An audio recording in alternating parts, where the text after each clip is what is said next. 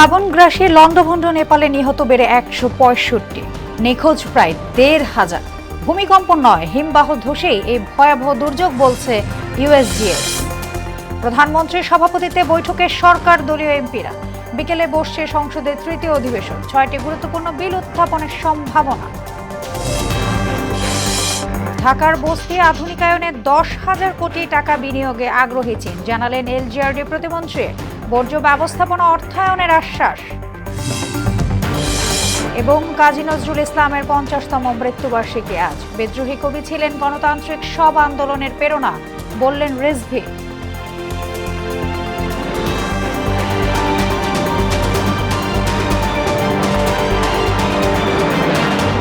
আসসালামু আলাইকুম, স্বাগত মোহনা সংবাদে। এতক্ষণ শুনছিলেন শিরোনাম, আর পুরো সংবাদ জুড়ে আছি আমি সোনিয়া ইসলাম। শুরুতেই জানাবো নেপালের ভয়াবহ ভূমিধসের খবর। নেপাল ও তিব্বত সীমান্তে আকস্মিক পাহাড়ি ঢল থেকে সৃষ্ট বন্যা ও ভূমিধসে মৃত্যু হয়েছে ১৬৫তে পৌঁছেছে, আর নিখোঁজ প্রায় ১,৫০০ মানুষ, যার মধ্যে ৮০০ জনই বিদেশি নাগরিক।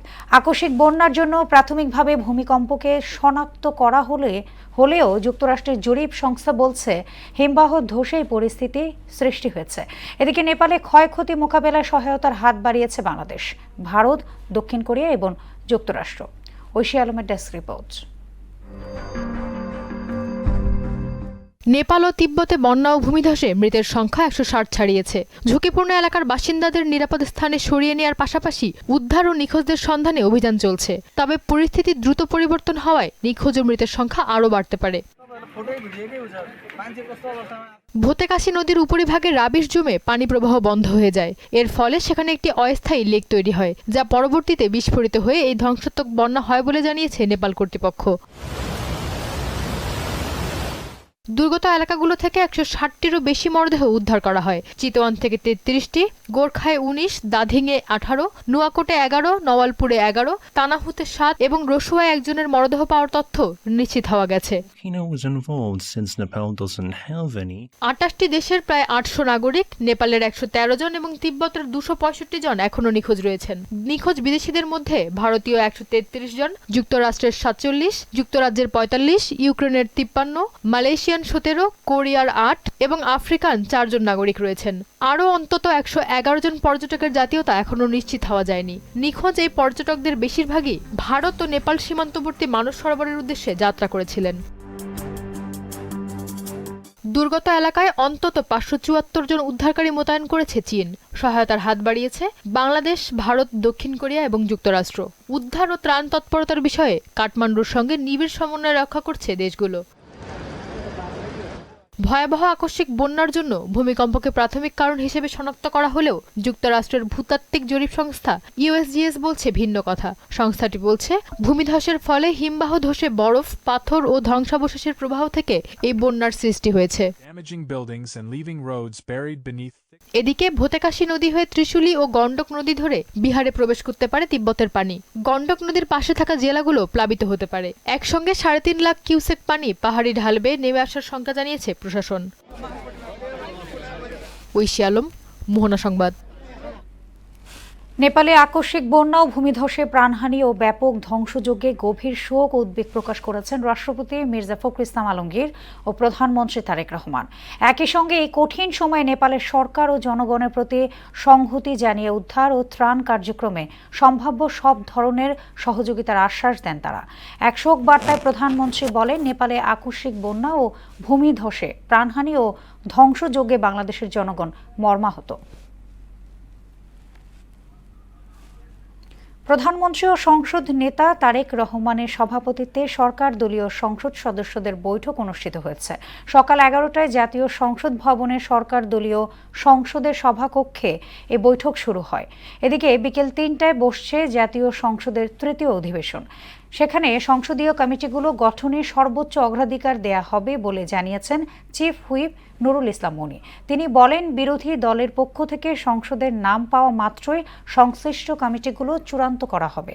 তৃতীয় অধিবেশনে প্রায় ৬টি গুরুত্বপূর্ণ বিল উত্থাপিত হতে পারে। এর মধ্যে সম্পত্তি হস্তান্তর, গুম ও মানবাধিকার সুরক্ষা সংক্রান্ত বিল উল্লেখযোগ্য। গুলশান, করাইল ও মহাখালী বস্তিতে বহুতল ভবন নির্মাণে 10,000 কোটি টাকা বিনিয়োগে চীন আগ্রহ প্রকাশ করেছে বলে জানিয়েছেন স্থানীয় সরকার প্রতিমন্ত্রী মীর শাহে আলম। এছাড়া নবায়নযোগ্য জ্বালানি, বর্জ্য ও পানি ব্যবস্থাপনা খাতে ধারাবাহিকভাবে দেশটি বিনিয়োগ বাড়াবে বলে জানান তিনি। সচিবালয়ে চীনের রাষ্ট্রদূতের সঙ্গে বৈঠক শেষে একথা জানান স্থানীয় সরকার প্রতিমন্ত্রী। এ সময় বাংলাদেশের পাশে থেকে সহযোগিতার কথা জানান চীনা রাষ্ট্রদূত ইয়াওয়েন। বলেন, বর্তমান সরকারের সঙ্গে চীনের সম্পর্ক অনন্য উচ্চতায় পৌঁছেছে। প্রধানমন্ত্রী তারেক রহমানের চীন সফরের পর দুই দেশের সম্পর্ক আরও শক্তিশালী হয়েছে বলে জানান চীনা রাষ্ট্রদূত। 10,000 কোটি টাকা তো অনেক বড় ভলিউম। তারা বলছে যে আমরা একবারে পারবো না, পর্যায়ক্রমে আমরা তারা এখানে ইনভেস্ট করে এই সময়টাই সৌর বিদ্যুৎ নেওয়া তারা কাজ করতে চায়। শুধু সৌর বিদ্যুৎ না, যেমন ওয়েস্ট টু এনার্জি নিয়ে তারা উত্তরে কাজ করেছে। আমরা বলেছি যে সেম আমাদের সাউথেও তো আমাদের ময়লা আবর্জনা ল্যান্ডফিল্ডে পড়ে আছে লক্ষ লক্ষ টন। জুলাই গণ অভ্যুত্থানে যাত্রাবাড়ীতে পুলিশ কর্মকর্তার ছেলে ইমাম হাসান তাইম হত্যা মামলায় ডিএমপির সাবেক কমিশনার হাবিবুর রহমান সহ 11 আসামির বিরুদ্ধে সাক্ষ্য গ্রহণে তদন্ত কর্মকর্তাকে জেরা করছে আসামিপক্ষ। বিচারপতি নজরুল ইসলাম চৌধুরী নেতৃত্বাধীন আন্তর্জাতিক অপরাধ ট্রাইব্যুনাল 2-এ চলছে বিচারিক কার্যক্রম। অন্যদিকে ট্রাইব্যুনাল 1-এ সাবেক সেনা কর্মকর্তা জিয়াউল আহসান সহ আওয়ামী লীগের শীর্ষ নেতাদের বিরুদ্ধে মামলার বিচারিক কার্যক্রম চলমান রয়েছে।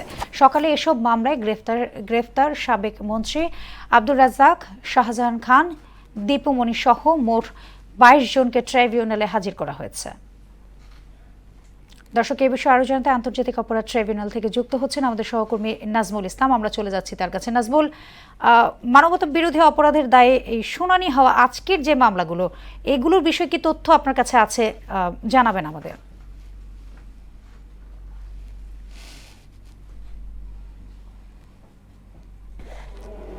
জি সোনিয়া, আপনি যেমনটি বলছিলেন, আজকে কিন্তু আন্তর্জাতিক যে অপরাধ ট্রাইব্যুনাল রয়েছে এখানে কিন্তু বেশ কিছু মামলার কার্যক্রম কিন্তু এখানে চলমান রয়েছে। এর মধ্যে যদি আমি বলি যে উল্লেখযোগ্য যে মামলাটি রয়েছে যে রাজধানীর যে যাত্রাবাড়ীতে জুলাই আন্দোলনে পুলিশ কর্মকর্তার ছেলে যে তাইম হত্যা মামলা, সেই হত্যা মামলার কিন্তু আজকে যে সাবেক পুলিশ কমিশনার, ডিএমপির পুলিশ কমিশনার হাবিবুর রহমান সহ 11 জনের বিরুদ্ধে কিন্তু সাক্ষ্য গ্রহণ শেষে এখন কিন্তু আসামি পক্ষের জেরা অনুষ্ঠিত হচ্ছে। এছাড়াও আন্তর্জাতিক অপরাধ ট্রাইব্যুনালে যে আজকের 2-এ সেখানে কিন্তু আরেকটি বিষয় হচ্ছে জুলাই মানবতা অপরাধ মামলার সাবেক ষষ্ঠ সচিব জাহাঙ্গীর আলম এবং সাবেক যুগ্ম সচিব ধনঞ্জয় কুমারের দাসের বিরুদ্ধে যে আনুষ্ঠানিক যে অভিযোগ দাখিল সেটিও কিন্তু আজকে শুরু হয়েছে। এছাড়াও কিন্তু আজকে যে আরেকটি মানবতা অপরাধী মামলায় এর আগে আমরা সকালে দেখেছি যে সাবেক যে জীবন মন্ত্রীরা রয়েছে আব্দুর রাজ্জাক এবং দীপুমণি সহ বেশ কয়েকজন আসামিকে কিন্তু এই আন্তর্জাতিক যে অপরাধ ট্রাইব্যুনাল রয়েছে এখানে কিন্তু তাদেরকে সকালে এখানে হাজির করা হয়েছে। এসব মামলায় কিন্তু কার্যক্রম এখনও চলমান রয়েছে। তো সোনিয়া, এই ছিল আমার কাছে আন্তর্জাতিক অপরাধ ট্রাইব্যুনাল থেকে যে সব মামলাগুলো রয়েছে সেসব মামলার সর্বশেষ খবর। নাজমুল, আপনাকে ধন্যবাদ। ইউনানি আয়ুর্বেদিক শিক্ষা ও চিকিৎসা সেবাকে নতুন করে ঢেলে সাজাতে প্রয়োজনীয় আর্থিক ও নীতিগত সহায়তার আশ্বাস দিয়েছেন জামায়াতের আমির ডাক্তার শফিকুর রহমান। সকালে রাজধানীর মিরপুরে সরকারি ইউনানি ও আয়ুর্বেদিক মেডিকেল কলেজের শিক্ষক ও চিকিৎসকদের সঙ্গে মতবিনিময় সভায় এই কথা বলেন তিনি। সরকারি এই মেডিকেল কলেজকে বছরের পর বছর অবহেলিত করে ঝুলিয়ে রাখা হয়েছে বলে অভিযোগ করেন জামায়াতের আমির। চিকিৎসা ব্যবস্থার উন্নয়ন এবং প্রতিষ্ঠানটির দীর্ঘদিনের বঞ্চনা দূর করতে সংসদ ও রাজপথে চিকিৎসকদের যুক্তিসঙ্গত সব দাবির পাশে থাকার অঙ্গীকার ব্যক্ত করেন ডাক্তার শফিক। রোগীদের একটাই হাহাকার দেখলাম যে আমরা ঔষধ পাই না। অবশ্যই এটা ঠিক যে সরকারি মেডিকেল কলেজ হসপিটালগুলোতেও রোগীদের একই হাহাকার, কিন্তু একটু কম, এখানে বেশি। এর একটা পলিসি থাকা উচিত। আমি মনে করি যে আপনাদের জন্য সবচেয়ে বড় দাবি হওয়া উচিত, দাবি আদায় করার জন্য লড়াই করা উচিত, সেটা হলো যে এর জন্য একটা আইন তৈরি হওয়া উচিত। বাংলা সাহিত্যের বিদ্রোহী কণ্ঠ, অন্যায়ের বিরুদ্ধে প্রতিবাদী চেতনা, জাতীয় কবি কাজী নজরুল ইসলামের 50তম প্রয়াণ দিবস আজ। 1383 বঙ্গবন্ধের এই দিনে ঢাকার তৎকালীন পিজি হাসপাতালে শেষ নিঃশ্বাস ত্যাগ করেন সুর ও কাব্যের এই মহাপুরুষ। মহাপ্রয়াণের 5 দশক পার হলেও সাম্য, মানসিকতা এবং শোষণের বিরুদ্ধে প্রতিটি সংগ্রামে নজরুল আজও মানুষকে পথ দেখান। জাতীয় কবির জীবনী, সৃষ্টিকর্ম নিয়ে আরও জানাচ্ছেন মিশাল বিনতে আনোয়ার। ভাদ্রের 12 তারিখ স্মৃতির পাতায় ফিরে আসে এক বিষাদময় অধ্যায়। অনাচার, বৈষম্য আর ব্রিটিশ শোষণের বিরুদ্ধে যিনি কলমকে বানিয়েছিলেন ধারালো অস্ত্র, সেই বিদ্রোহী কণ্ঠ থেমে গিয়েছিল 1383 বঙ্গাব্দে। 1306 বঙ্গাব্দে 11 জ্যৈষ্ঠ বর্ধমানে চুরুলিয়া গ্রামে জন্ম নেয়া দুঃখ মিয়ার নিত্যসঙ্গী ছিল দারিদ্র্য। লেটো গানের দল থেকে রুটির দোকান, কঠিন জীবনের পথ পেরিয়েও থামেনি তার সৃষ্টিশীলতা। 1922 সালে প্রকাশিত বিদ্রোহী কবিতা নাড়িয়ে দিয়েছিল ব্রিটিশ শাসনের ভিত। বলবীর বল উন্নত মম শির, শির নেহারি আমারই নত শির ওই শিখর হিমাদ্রির। বিপ্লবের পাশাপাশি নজরুল ছিলেন সুরের এক মহাসমুদ্র। কবিতা, উপন্যাস কিংবা প্রবন্ধ, সবখানেই তিনি অনন্য। প্রায় 4000 গান রচনা ও সুরারোপ করে সৃষ্টি করেন নজরুল গীতির স্বতন্ত্র ধারা। শ্যামা সঙ্গীত আর ইসলামী গজলের অপূর্ব সৃষ্টিতে স্থাপন করেন অসাম্প্রদায়িক ও সামাজিক সম্প্রীতির কালজয়ী দৃষ্টান্ত। আল্লাহকে যে পাইতে চায়। মাত্র 43 বছর বয়সে দুরারোগ্য পিক্স ডিজিজে আক্রান্ত হয়ে হারান বাকশক্তি। স্তব্ধ হয়ে যায় তার 23 বছরের সংক্ষিপ্ত অথচ বর্ণাঢ্য সাহিত্য সাধনা। স্বাধীনতার পর 1972 সালে কবিকে সপরিবারে ঢাকায় আনা হয়। দেয়া হয় বাংলাদেশের নাগরিকত্ব, ধানমন্ডিতে রাষ্ট্রীয় আবাসন, 21 পদক এবং সম্মানসূচক ডিলিট ডিগ্রি। 1383 বঙ্গাব্দে এই দিনে শেষ নিঃশ্বাস ত্যাগ করেন বিদ্রোহী কবি কাজী নজরুল ইসলাম। তবে অন্যায়ের বিরুদ্ধে প্রতিবাদী কণ্ঠ এবং প্রেম ও দ্রোহের প্রতিটি উচ্চারণে তিনি আজও প্রাসঙ্গিক। মিশাল বিনতে আনোয়ার, মোহনা সংবাদ। শোষণ, বঞ্চনা, ফ্যাসিবাদ ও নিপীড়ন বিরোধী লড়াইয়ে জাতীয় কবির লেখনী আজও বড় অনুপ্রেরণা হয়ে আছে বলে মন্তব্য করেছেন বিএনপির ভারপ্রাপ্ত মহাসচিব রুহুল কবির রিজভী। তিনি বলেন, কাজী নজরুলের অনবদ্য সৃষ্টিকর্ম অবিচার, অনাচারের বিরুদ্ধে চপেটাঘাতের মতো, যা গণতান্ত্রিক সব আন্দোলনের ক্ষেত্রে বিরাট অনুপ্রেরণার উৎস। সকালে কবির মৃত্যুবার্ষিকী উপলক্ষে তার সমাধিতে শ্রদ্ধা নিবেদন শেষে এসব কথা বলেন রুহুল কবির রিজভী। আরো জানাচ্ছেন রাজীব আহমেদ।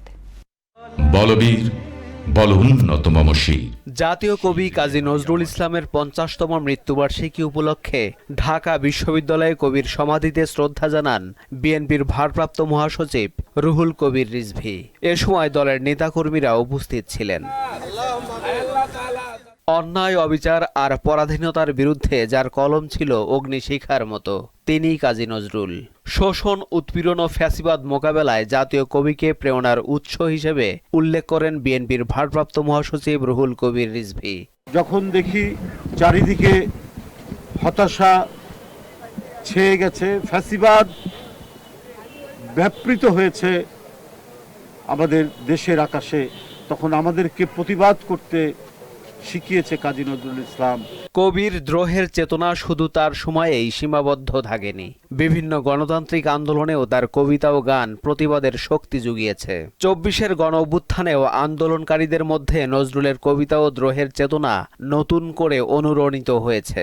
যারা রাজপথে থেকে ভয়ঙ্কর স্বৈরাচারকে উৎপাটিত করেছে, যারা দুঃশাসনের অবসান ঘটিয়েছে, সেই সমস্ত তরুণ, কিশোর, শিশুরা নজরুলের গান গাইতে গাইতে রাস্তায় নেমেছে। নজরুল দিয়েছে এক বড় শক্তি। বাংলা সাহিত্যের বহুমাত্রিক প্রতিভা কবি নজরুল।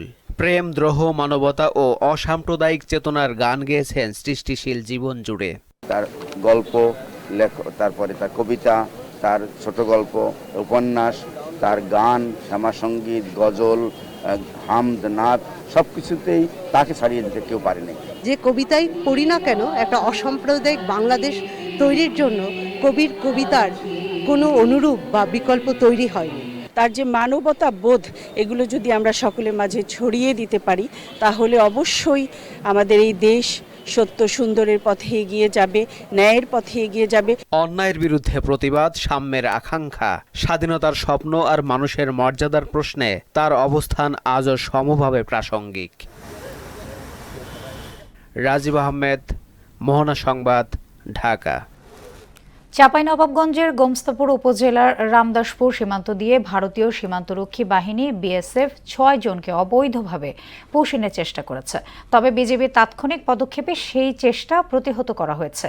বিজিবির নওগাঁ ১৬ ব্যাটালিয়নের অধিনায়ক লেফটেন্যান্ট কর্নেল মোহাম্মদ আরিফুল ইসলাম মাসুম বলেন, বিজিবির রামদাসপুর বিওপির টহল দল বিষয়টি টের পেয়ে তা মোকাবেলা করে।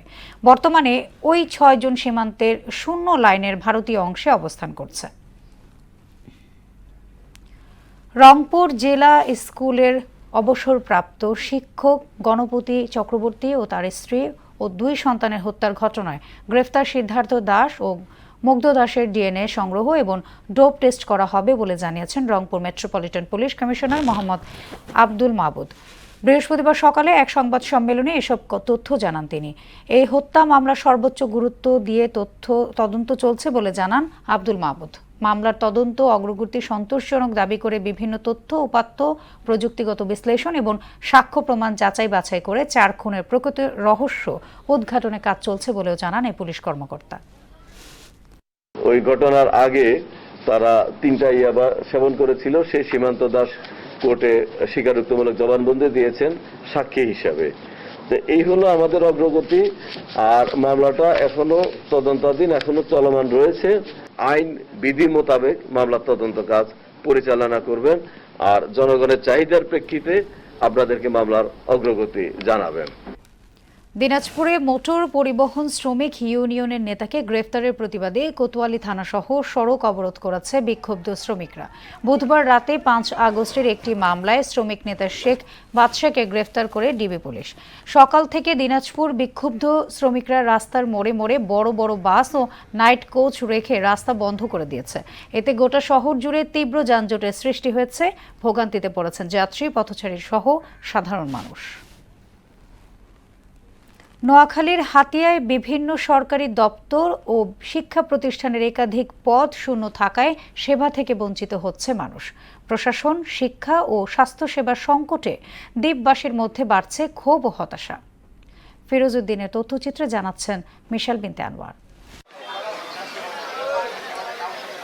নোয়াখালীর দ্বীপ উপজেলা হাতিয়ার প্রশাসনিক শূন্যতা দীর্ঘদিনের দৃশ্যমান বাস্তবতা। গুরুত্বপূর্ণ সরকারি দপ্তর ও শিক্ষা প্রতিষ্ঠানে বছরের পর বছর পদশূন্যতা স্থবির পুরো দ্বীপের সেবা খাত।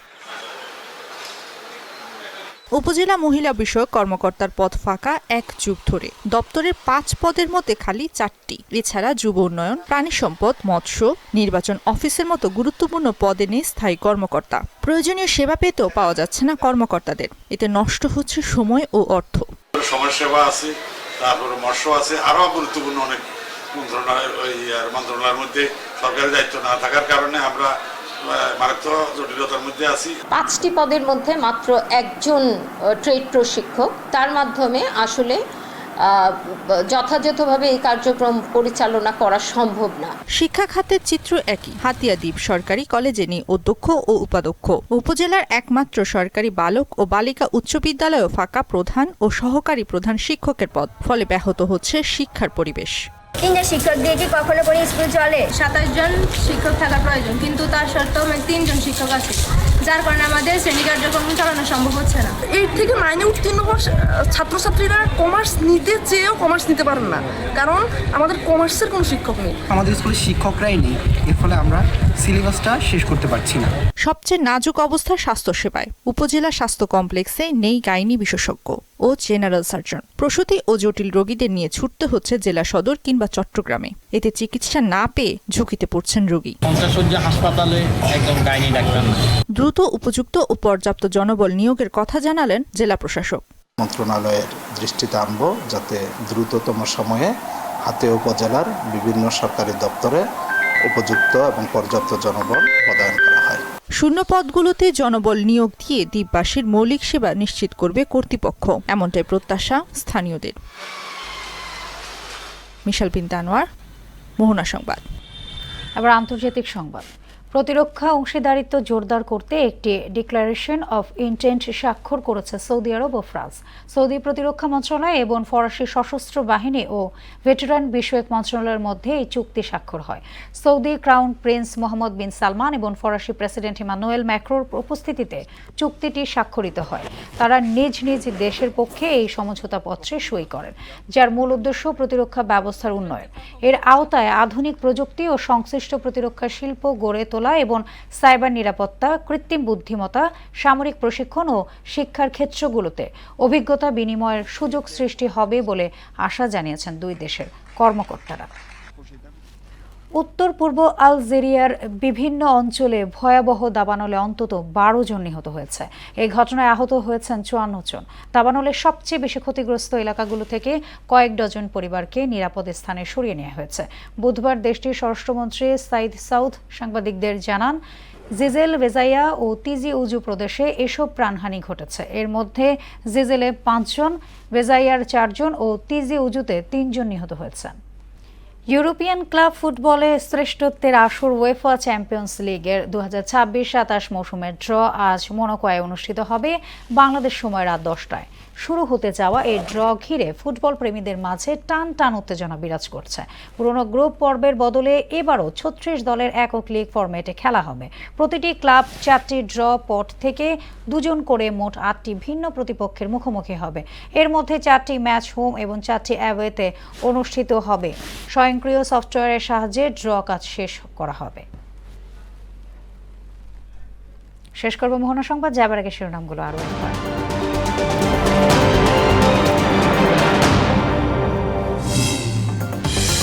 প্লাবন গ্রাসে লন্ডভন্ড নেপালে নিহত বেড়ে 165। নিখোঁজ প্রায় 1,500। ভূমিকম্প নয়, হিমবাহ ধসে এই ভয়াবহ দুর্যোগ, বলছে ইউএসজিএস। প্রধানমন্ত্রীর সভাপতিত্বে বৈঠকে সরকারি দলীয় এমপিরা। বিকেলে বসছে সংসদের 3য় অধিবেশন। 6টি গুরুত্বপূর্ণ বিল উত্থাপনের সম্ভাবনা। ঢাকার বস্তি আধুনিকায়নে 10,000 কোটি টাকা বিনিয়োগে আগ্রহী চীন, জানালেন এলজিআরডি প্রতিমন্ত্রী। বর্জ্য ব্যবস্থাপনা অর্থায়নের আশ্বাস। এবং কাজী নজরুল ইসলামের 50তম মৃত্যুবার্ষিকী আজ। বিদ্রোহী কবি ছিলেন, গণতান্ত্রিক সব আন্দোলনের প্রেরণা, বললেন রিজভী।